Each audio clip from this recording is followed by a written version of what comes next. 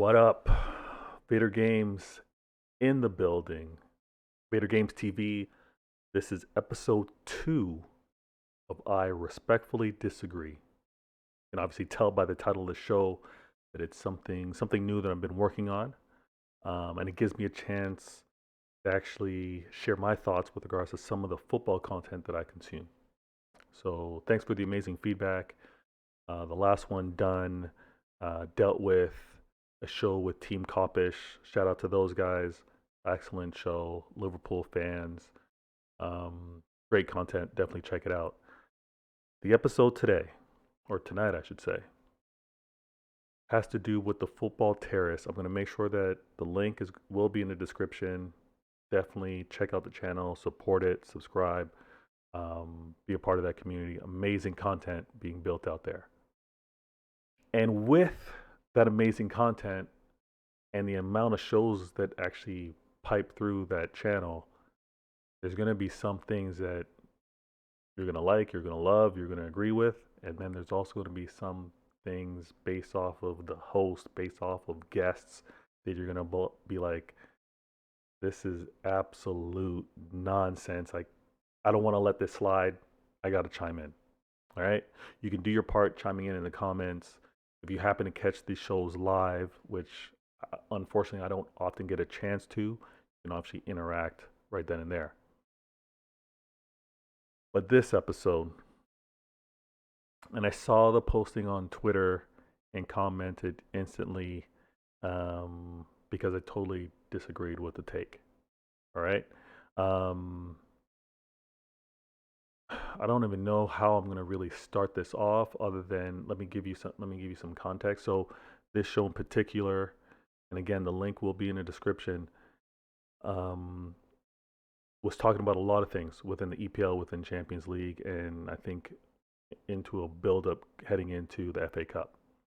Talk about who's going to win this FA Cup. I think they put in predictions on who may win the league between the three guys in the show on the panel. They also talk about Arsenal. You know, will Arsenal bounce back? Talk about Harry Maguire. There's a lot of Manchester United content as well because the host of the channel of the shows, huge Manchester United fan. But I gotta chime in. I got to give a different perspective for this take with regards to whether Manchester City and Liverpool is a great rivalry. I know that it was projected out there, you know, over many platforms because of, you know, because of the whole debate on what is a great rivalry, who has the greatest rivalry. I saw something similar in conversation with what happened on the Don Robbie show, right? And shout out to Neek Sports. He actually gave his take on that too. I have to respectfully disagree and tell you that Manchester City and Liverpool is a great rivalry. Whether it will be the greatest rivalry, time will tell because the rivalry isn't over. We're in the middle of a season. A lot is at stake right now. The story to this rivalry isn't over. The beauty about the past rivalries, whether you want to look at Manchester United versus Arsenal, Manchester United versus Liverpool, Chelsea. If you want to look at those, the reason why it's so firm and nailed down to what it is as a rivalry is because they're over. I'm going to remain respectful, so I'm not going to go in on the clubs that aren't at the levels that they were accustomed to. This is a very respectful show right now. So I'm going to say that all those previous rivalries are set in stone. They're done. This one is in its peak and it's continuing. and it's going to continue for a while. All projections, everything says that this is going to be a rivalry to continue. I'm going to play a clip. I'm going to react to it. I'm going to check it out. Unfortunately, again, no disrespect, I don't know the gentleman's on the screen other than the host, Terry. But let's hear what these guys have to say. You guys even think about the City Liverpool rivalry conversation that happened? It's not a rivalry, bro. It's just two really great teams. No, Yeah, They're buddy buddies. in terms of being like the best. I tell you what it's like. It's like watching Serena and Venus Williams play each other at tennis.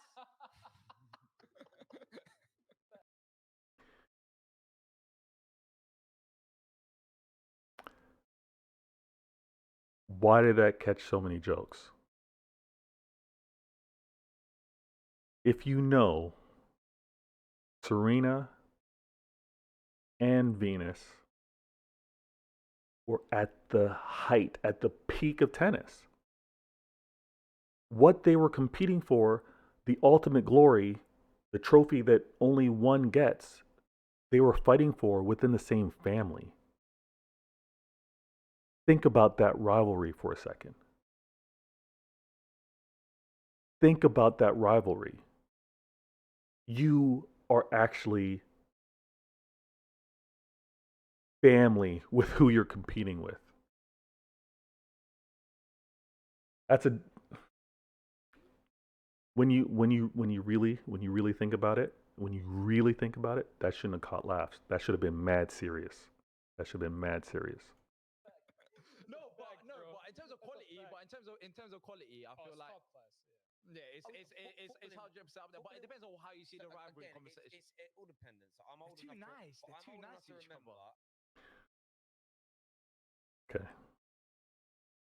There is nothing that says that a rivalry can't be respectful, can't be gentlemanlike, can't be ladylike if it's women's sports.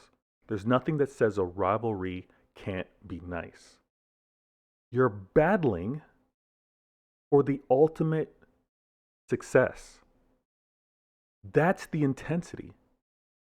That's what you're getting so worked up for. That's what you're battling. That's what you're sacrificing in quote unquote your regular life for the glory in sport.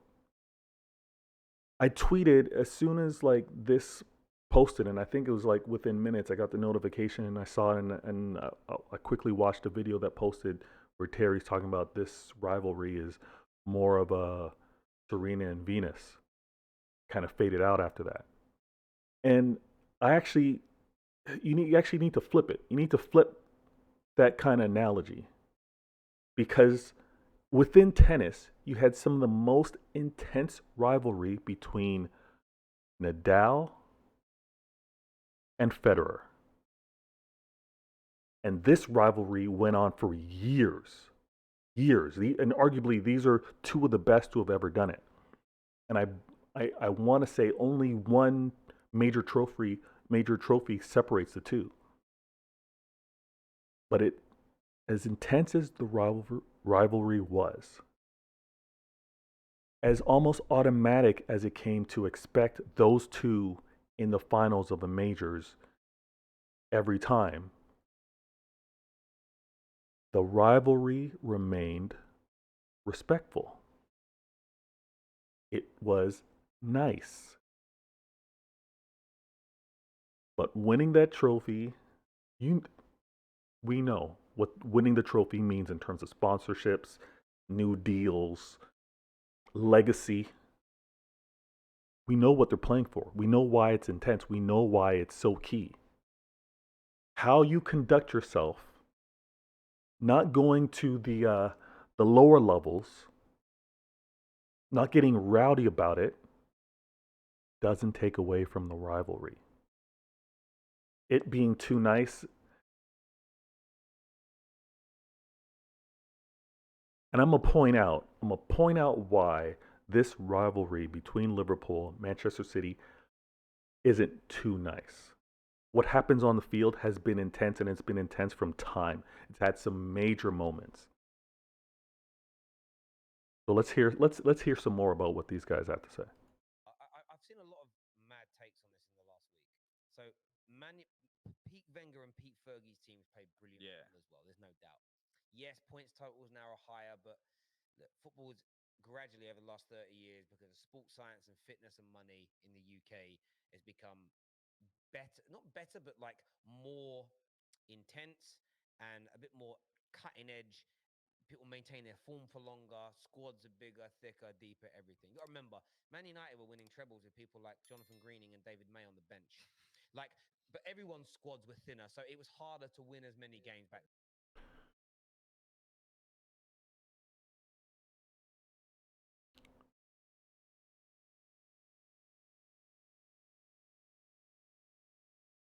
Terry's a Manchester United fan. And this is I respectfully disagree show, so I'm a chill. Manchester United, the club that it was, the resources that it had, was most likely ran better than any other club.